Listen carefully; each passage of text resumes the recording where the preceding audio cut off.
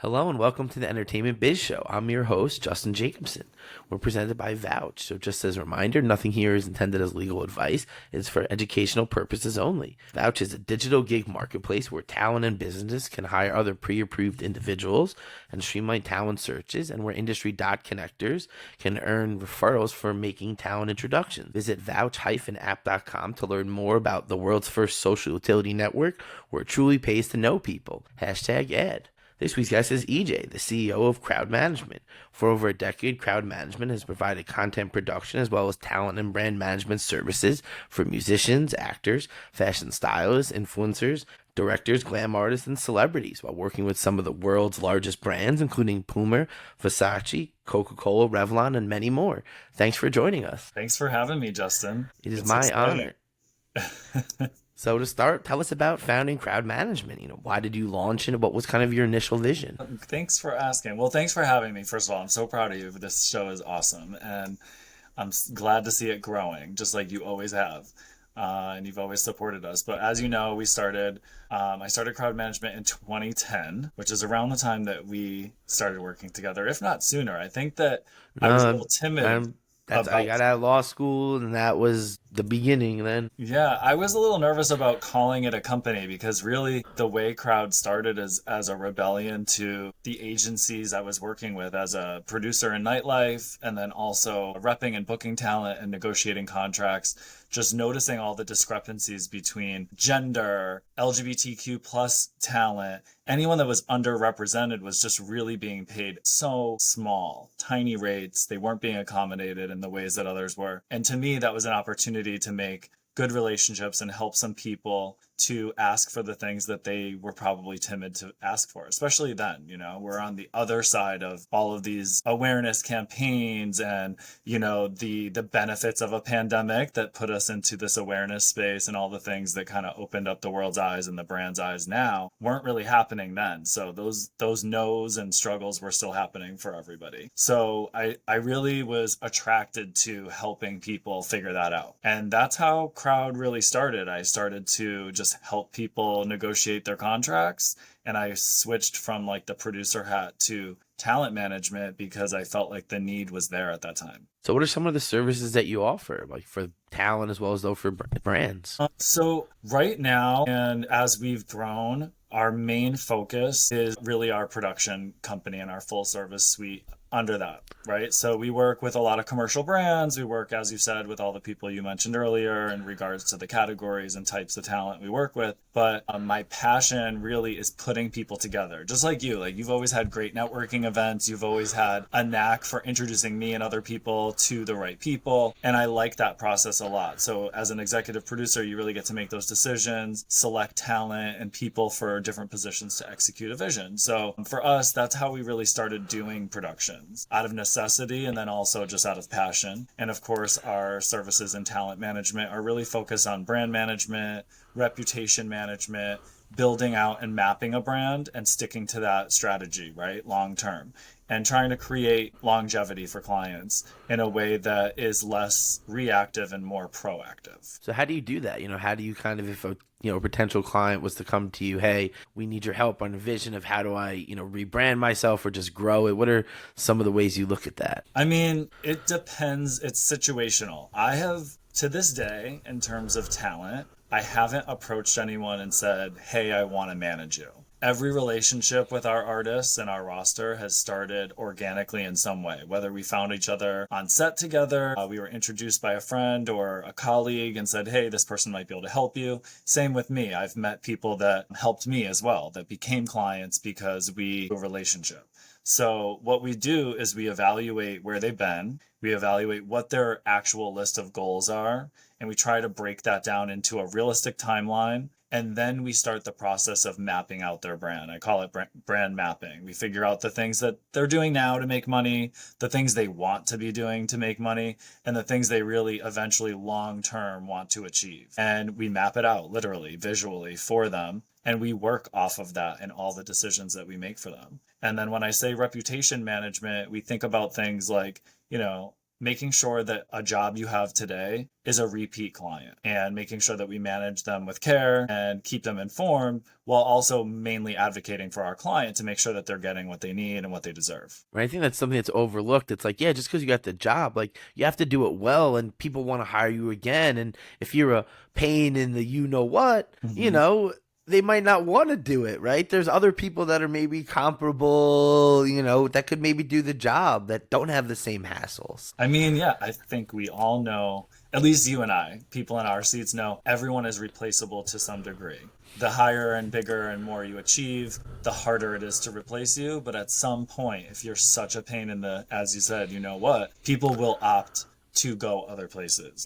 Time is money. So if you're taking up all our time with things that don't matter, all of a sudden we're losing money. So those things are right. And I feel like people that gets overlooked in this entertainment business. Like you said, like the time to have to deal with your problems is detracting from other things, and that's not good for a business. Exactly. And with artists, as you know, they are in touch with how they feel about a lot of things. So making sure that we're the ones that help filter that and package it in a way that makes them a great partner, that helps the people that are hiring them, the brands that are hiring them, and the bookings that they're getting understand myself and my team are here to make it work. We're here to support this and put the time and effort into it. So I think that is something that has always set us apart, because we truly do care about both relationships. So how has the company kind of grown over the years? Any moments kind of stand out, the journey? I mean, there's a million things that really stand out. I feel like the things that stand out the most are the firsts, right? Like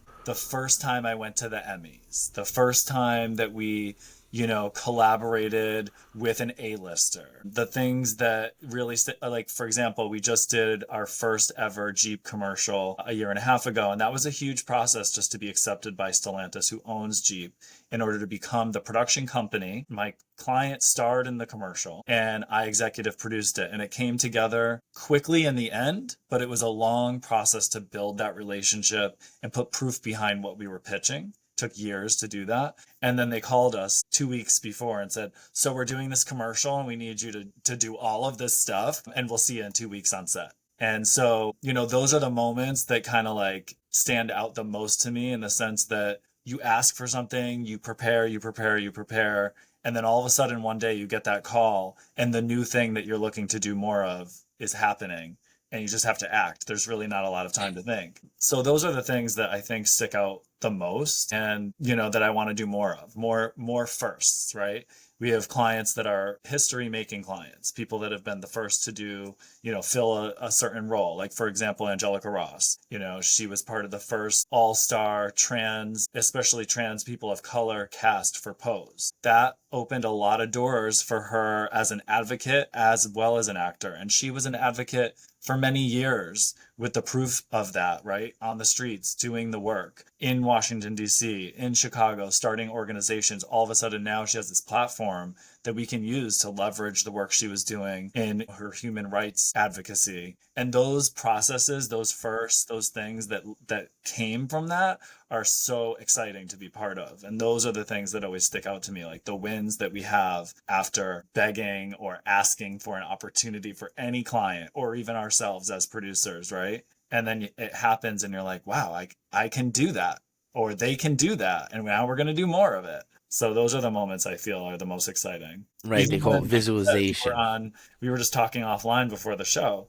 Myself, I was on television signing clients to a music, a contract with Tommy Boy Records and Warner, and you were part of that with us. You helped guide the contract for that, but they filmed it. We were on Lala's Full Court Life on VH1, I believe, and I was also on New Jersey Housewives with Melissa Gorga at her house with one of my clients, and I was there, because of my work. And so those are the moments that stick out to me, where we get to be highlighted because of our work, not just because you're in the right place at the right time. So what motivates you in your current work, to kind of keep growing the agency, keep taking on new, clients and projects? I hate to beat a dead horse, but it's like, I think helping my client, whether it's talent or a brand or even just a conceptual TV show idea, helping it go from infancy to realization that process is strenuous, right? Like we've all been through many, many, many meetings where we pitch something that we know is great, but we're trying to find the right home or buyer for it.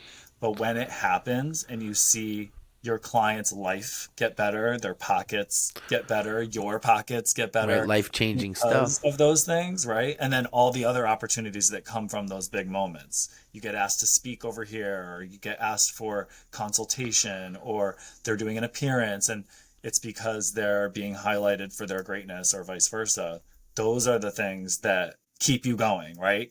Because we all get those moments, I think, at least I do, where you question, should I keep doing this? Is that, worth it? And then something like that materializes that you always were aiming for, and it pushes you through a whole nother set of hurdles. And I think that's what has helped us grow, because we're experiencing that with our clients closely. Absolutely. So, how do you acquire potential clients? Is it, referral based or networking or a combination? I would say all of the above. Because I get to produce projects that don't always involve all my clients, I'm exposed to people regularly that may not either, one, know of us yet, or are able to experience what it's like to work with us. So conversations start and relationships start, and over time, we find ourselves managing a new person or managing a new brand or executing an activation on behalf of that person that we met. So the networking aspect is there, but a lot of times, and most times actually, we're in situations that we're being paid to be there anyway. So that's the cool part. The other part is people like you that just refer someone that's like, hey, listen, they're struggling with this thing. Maybe you can help them. Maybe you can't. And we're always willing to explore that. So that has always led us to new clients, but not all of those introductions are clients. And we're not focused on pitching new talent. We're actually making the relationship. If I identify and my team identifies that we can bring a lot of value and we know we can make a difference, that's when it elevates to the place that we're now representing that person or brand. Right. I think that's one of the things about, these entertainment situations. It's that they need a fit, and that, it's not like you're out looking for things. It's like, as things that make sense come to you, they just work, right? You're not trying to force it, and, that's part of this world. So Yeah, what kind of definitely. mistakes did you kind of make along the way? Or, anything you kind of wish you knew when you started, right? That's fun, but like, Oh God, I need to think about that for a second. There's a lot. We make a lot of mistakes, especially when you're starting your own thing. I tried to work for other people for so long, but I couldn't honestly find places that had the values first and then the business. And for me, I wasn't comfortable with that. And I saw how it was negatively impacting people's lives. I was able to work somewhere that I never say the name of because I appreciate the opportunity, but I saw firsthand meetings more than once where people lost their home, people lost, big books of business, and or were paying unrealistic commissions that were above and beyond industry standard. So those were the things that made me feel like I just need more comfort and control of the situation I'm in. And that's what ultimately led me to being comfortable to try this on my own. The mistakes I've made, a lot of them come from the foundation or theme that as a manager, you start to become everything to everyone. You're expected to have like all of these answers, and they bleed into personal and professional situations. And I think it took me a long time to get comfortable to figure out where that line was and set boundaries with people, whether they were clients or the people hiring those clients. So a lot of those blurred lines led to mistakes, things that built up an expectation from a client that was unprofessional or unrealistic. So that would be definitely one of them. And that's a theme for a few things in the beginning of my career, because I was trying to be friends with my clients. I was trying to really be close to them in ways that sometimes led to disappointment for me, mostly. But those relationships have been maintained. There's people like Poe that we talked about earlier where I've lost touch with them, but I don't have any bad blood that I'm aware of with anyone. But there's things where I'm like, I wish I did that a little differently, or I wish I knew that that could cause difficulty for them in some way. So those things. And the other thing is I've been too fast to say yes to represent certain people that didn't really need representation. People present themselves really well in the first couple meetings, and then you realize there's not really a there, as we say. Like, there's not a book of business for me to manage, and I'm not an agent.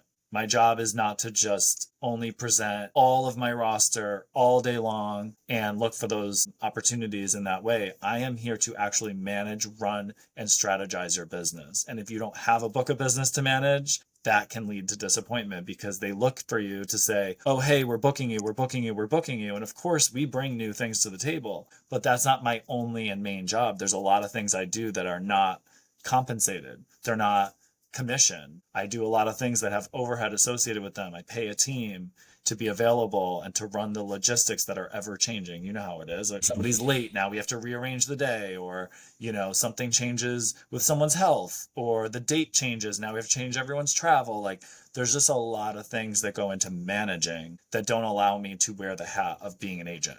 Right. I think that's a thing that a lot of people in the entertainment world kind of overlook it, misunderstand it. So how do you kind of, explain it to, potential talent where like, this is what, an agent, a booking agent, a talent agent is supposed to do. And this is what, me as your, personal manager, your talent manager does. I know I have it with the attorney and a manager. Sometimes you kind of are in this pseudo role of, hey, can you help me find deals and then negotiate them and get them paid? And it's like, that's not necessarily what my job is, right. And also, I used to feel really guilty saying something like what you just said. Like, that's not my job, right? Because it sounds like you're pushing it off or like it's not important to someone that's receiving it.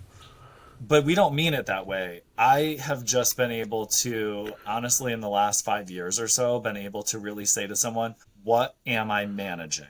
I understand you want to work on creating this new revenue stream, and we are fully at the table to help you do that. But in the meantime, how are we making money together so that I can justify all the many hours it will take to do product development, show development, take meetings for you, exploring every which way you want to take a particular script or whatever the case is, music, whatever those relationships needed are. Yes, we have an amazing Rolodex and we can get those meetings, but all those things are unpaid. That's a lot of hours. So at the same time, we also have to be monetizing our relationship together for your benefit and mine. So those conversations I try to have right from the beginning. And, we've been, like I said earlier, we've made mistakes. So I've gone through a lot of things that have led me to a place to be comfortable to say that. I used to be really worried that I would turn a client off or give them the wrong impression, that we don't think that their new jobs or their next job are important. Of course they're important.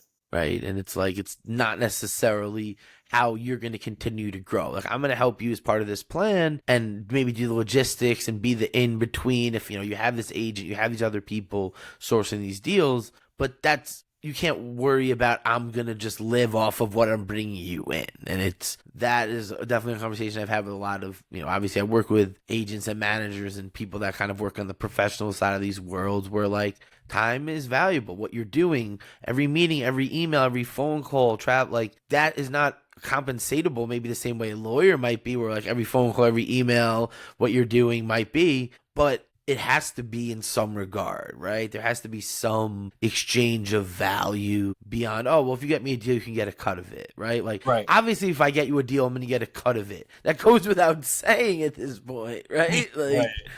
I find myself in a lot of conversations now where lines get blurred and a client thinks that working on their own brand and networking leads to a conversation or an opportunity, and they feel like they don't need an agent or a manager involved or to pay for that commission because they have now solidified a really good opportunity or something that's more than 50% there, right? And it's difficult because you have to have these conversations where it's like, well, that may be true.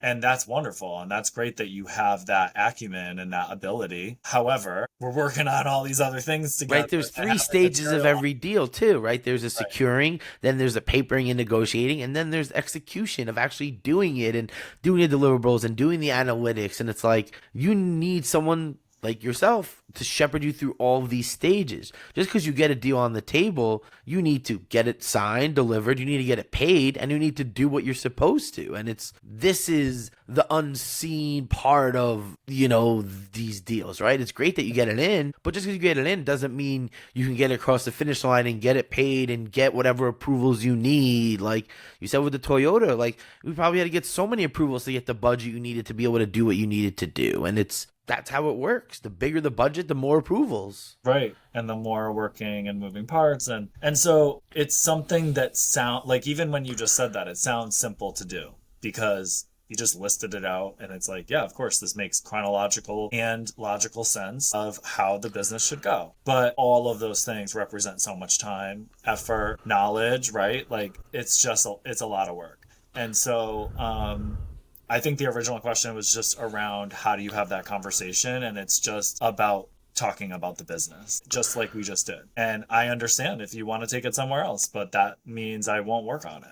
You know, It's setting expectation, managing expectations. This is crucial when you're working with talent, when you're working with influential people, celebrities, that the boundaries are set. And I know I've fallen victim to that, and I'm sure a lot of other people can say that maybe they let the become too familiar, and then it becomes hard to get back to business and to put your foot down sometimes. The first time you say no is the first time they look at you funny, right? That's what I always say. Like, every time you say yes, it's like, okay, it's okay. And then when you say no, it's like, what do you mean no? Right? Like, like, what do you mean, like, no? Like, and sometimes no is hard. Yeah, I agree. Especially since I think you and I share this. We do what we like to do already. Like, I love what I do. So it's easy to go outside the lines, as you said, or to blur boundaries. So you have to really pay attention to that. The older you get, I'm above 40 now. So the older you get, the more I think easy that becomes across the board because you realize how precious time is and how fast it's going. So for me at this point, it's not hard for me to do that. I don't like it.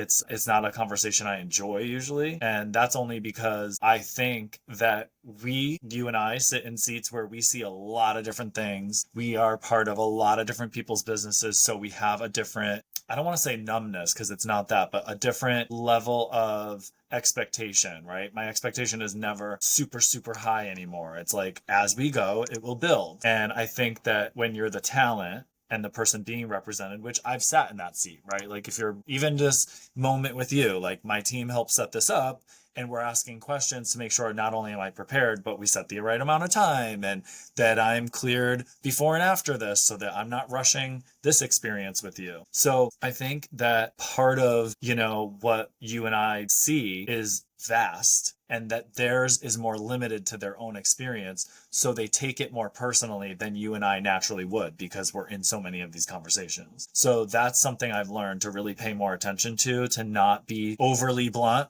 and not to have a fast answer because I don't want them to feel that I don't care because that's not what it is. It's just that I see this all the time. Like I know the answer already, just Correct. like let me tell you it. Exactly. Just like they know the answer to a lot of things that I don't. Like I don't know how to act. So, I'm not going to tell you use this. Yeah, like if you like the song, I like the song too, right? Right, exactly. So, I think it's just about also building that trust to know that when we're in my lane of expertise, I run the show. And when we're in your lane of expertise, you run the show. And let's just follow the 80-20 rule. You are the talent, you are the business. So yes, you should do 80% of the work because you're getting 80% of the pay. So let's just go with that. So what are common mistakes that talent make maybe when they're selecting a manager or agent? What have you kind of seen some regrets that, It goes back to values for me. A lot of amazing reps are out there. So I think the next thing you need to look at is, are you aligned in the values in how you do business? So reputation matters, of course. Like I mentioned, the 80-20 rule, you really need to understand that when you're going into a business relationship. Sometimes 90-10, like an agent's only getting 10%. Choosing a management company based on their not only reputation, but their proven evidence of the work that they say they do. Right. And I think those are the things that need to be talked about up front because a lot of times talent will engage people based on just one referral or so-and-so said I should be with this person because they could get this opportunity that I want right now. And that's not always the case because usually someone's already in that seat filling that opportunity at the time that you're asking for it. So it's more about building forward. And those are some of the things I think that talent have buyer's remorse around. And as someone who has had talent either leave or be asked to leave, they have always come back. And it's because we're not trying to take anything from you. Right, We're your trying to wins help are you. our wins. Like your successes are our And successes. your no's are our no's. Like, if you don't get what we're trying to build together, what is in that for me? Nothing but wasted time. So, So I think it's really about finding someone that can feel like a partner, feels like they understand who you are, and is willing to take the time to do that, because management cannot only be transactional. I always say this, my team and I always say in meetings, business, of course, is looked at as transactions. It can be done with love, but love is not transactional.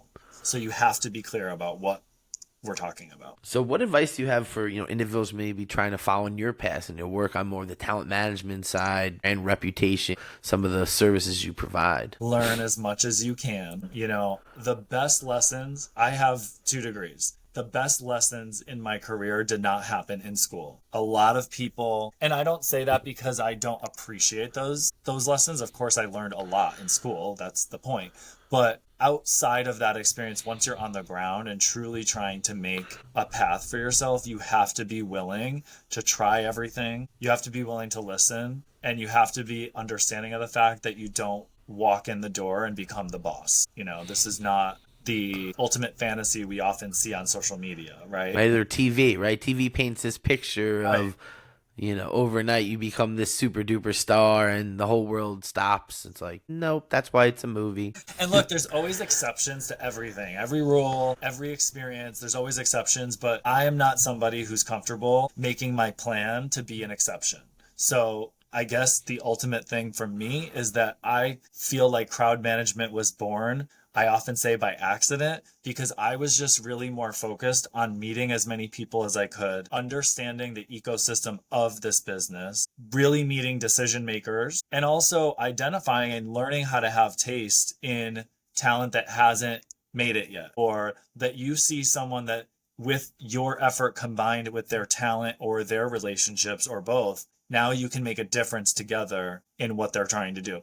Those are things I feel like you can only learn from trying and failing and trying and failing. And I did a lot of that. So that's what makes us good. For like any, potential students, would you say, trying to get internships, like what are some of that, like, right, the practical approach to being in this stuff? Like you said, just being in it is something you can't read in the books. You can't learn in a classroom, it's doesn't translate. Okay, great question, because I do speak at universities and I often get a lot of emails after that sound like this. Hey, I really loved your presentation. I really want to be an intern. What positions do you have open? And I'm like, you literally did not qualify yourself in this email in any way. You brought no idea to this email. And so the follow-up to those always sounds like, here's where you can apply. Send us your cover letter. Send us your resume. And we'll keep in touch. And here is where you can email me if you have questions along the way in your career should you not intern with us. However, I would say get your priorities and expectations in check if you want to be in this industry. Because there's this great line in Devil Wears Prada where, she says something to the effect of, everybody wants this. And this is one of those industries that, because of what you said earlier about the romanticizing about our positions, the celebrity aspect, the beauty of it all, and the glamour of it all that we see on TV, makes a lot of people want to do this. So there's no shortage of people that want to do these jobs. And I don't think there ever will be. So because of that, you need to actually have the goods, the talent, the attitude, the willingness to take an internship that is not paid, and understand that people like myself and people like you, Justin, we worked 3 jobs so that we could also work for free doing what we were trying to prove to people that we could do. So my first clients, I wasn't paid for them. I was making a deal with them like, I will be paid only and if and when you feel like I made a difference. And I was bartending at night and then working at 9 a.m. And I'm talking about bartending in New York City till 4 a.m. and then working during the day and then doing that on repeat for years to build a company. So if you're not willing to put in that work and willing to build relationships that will last, I don't think that this job is for you. Right. I think that's one of those things. And it's one of the reasons why, I had a really robust internship program that over the years I kind of phased it out, is the expectations, the understanding, the willingness, what was needed. And it's like you said, everyone wants to work in entertainment and sports and music. And, now the gaming and esports thing became a big part of what I'm doing, that it's like, yeah, that sounds great to make millions of dollars playing Fortnite or Call of Duty or video. Sign me up. Like, I was born in the wrong century. But again, just like you said, everybody wants this, and it's so competitive that you need to really go above and beyond. I have students I was talking to yesterday where it's like, yeah, like if you really want this, you need to apply to every single place that's ancillary and tangential and has something that puts you in the room, because you need to be in the room, you need to learn the experience, and every experience helps for the next one. And that's how you do this. Exactly. I agree. That was really well put. And, I think it's like, we've all heard people say, how bad do you want this? The proof is in the action behind how you answer that, not the words that you put in the email or the cover letter. So the people that stand out to me and then end up, working with us or shadowing us, I often invite people to shadow because I'm not really sure what they can bring to the table yet. And internships are something that is rare for me and my company, because I'd rather place you at a place that will achieve what you're looking to do rather than have you intern for me because you think that you need to intern for me. So I will take that time to get to know someone when they bring ideas and originality and even feedback. I've gotten feedback from people and I'm like, I like this kid because that helps me be better and see myself in a way that can improve. You actually have something to bring to the table. You actually thought about this after I left. Exactly. Like, I understand you were in the room. Great. What else? It's me. So, I think that internships are great because people do need that experience like we talked about, but you can't expect that to turn into a paid opportunity immediately. Exactly. I think that's something that, again, like you said, the internet culture has kind of shifted the mentality of you expect to get paid to do everything. And yeah, I mean, I don't necessarily disagree, but again, there's value in things that maybe aren't dollars and cents. There's value that you can't put a price tag on, right? Like my phone book and my email list, you can't put a price tag on that stuff. But it certainly wasn't made by just, putting out TikTok videos. And also, by the way, just because you have a contact does not mean you should contact them. Oh, yes. Right? Like you have to You don't just use anyone for no way. No, and you can't bring things don't bring value to that person. To their attention, because then you overexhaust that contact with questions and opportunities and things that run them in circles. And of course, then when you need them to answer the phone, they won't. So what's your favorite part about working in the entertainment industry? I think it's the results. It's like, I think the best clients I've had in regards to that, in regards to results, are the people I've been able to help change their lives in a way that allows them to buy their first house or, take their family on a nice vacation or achieve some level of comfort and consistency in their life. Now, you could do that, and that doesn't mean that they're going to be responsible with it. But seeing that effect on people's lives and knowing that like we helped them do that is the thing I love the most. And then the other thing I love is creating something of value that exceeded the expectations. So like when we produce something, meeting and beating the budgets, being on time, like with the deliveries, making that process friendly and comfortable for the person that's paying tons of money to create content, to create campaigns that help you pay your bills. I think that you should be nice to those people, right?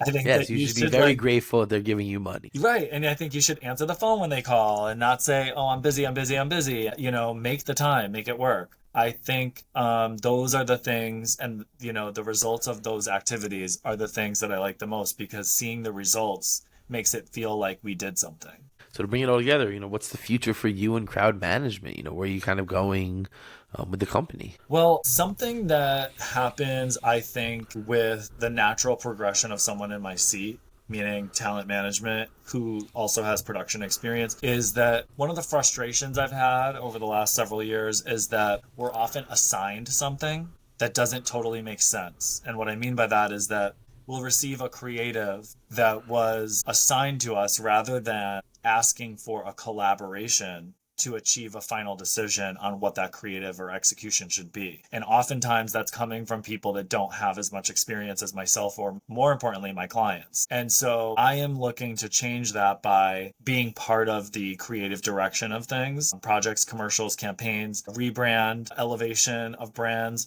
and or talent in ways where we're called first. So something I've been doing to really help change that narrative for us is making sure people do understand everything that we can do. Because what I noticed over the last few years is that a lot of our clients only think of us for what they have done with us. So if we've managed them, they think of us and only refer us as people that can manage talent. If we've produced for them, they only think we do that. Or if we've produced a particular type of content for them, they kind of pigeonhole us there. And so my efforts are all around having conversations with people to have them really understand the vast capabilities that we have at Crowd Management and what we've done to build the capacity and build the relationships in order to do that. So we're literally creating things literally as small as social media content for clients that are just literally in-house, not big budget campaigns, all the way up to Super Bowl commercials, television sales, packaging things for sale for television. And when I say television, I of course mean streaming as well, and all the, platforms that we have now. A lot of people don't realize we're in those spaces, I've noticed. So I've made an effort to connect with people like yourself and other executives and people that we've done work with to say, hey, just so you know, we do all this other stuff too. And that has led to new opportunity for my clients and myself. And that's really where I find the most excitement right now, because then I get the ability to call my clients and say, hey, all three of you have this opportunity now, rather than I pitch this one smaller opportunity. We're now batching people together. And that's what I love to do, is collaborate across all my clients, because I know that they are great. I know that they are capable, they're easy to work with, and they're going to show up. And so that's where I'm really focusing, is really trying to be at the first conversation when a project is becoming born, thought about, conceptualized, so that it can be shaped by multiple voices rather than assigned to us. Do you find it beneficial to be able to kind of offer, all these different services? Or, I know some people are like, oh, don't just do everything. I think that a lot of producers can do what I'm talking about. I don't think they're all doing it for the same reasons necessarily, but I think that a lot of people like myself who have been able to produce high-level projects, magazine covers, television, segments for huge platforms like Good Morning America and like all these places, you become seasoned in a way where you can predict certain issues we should avoid, the tone of voice that should be a little bit changed or altered for the best outcome. So those are the things I'm talking about. I want to be part of shaping things so that they can be the absolute best. And I don't mean because I know everything. I mean because I have a great network of people that can help us do that, if that makes sense. Definitely. Well, that sounds amazing. Thank you so much for joining us. Tell them where they can find you and learn more about crowd management. Thanks. So you can find crowd management, everything, at CrowdMGMT.com. So crowdmanagement.com. And you can find me on Instagram at EJ_JA, and like Matthew, ELE, and that's EJ_Jamele.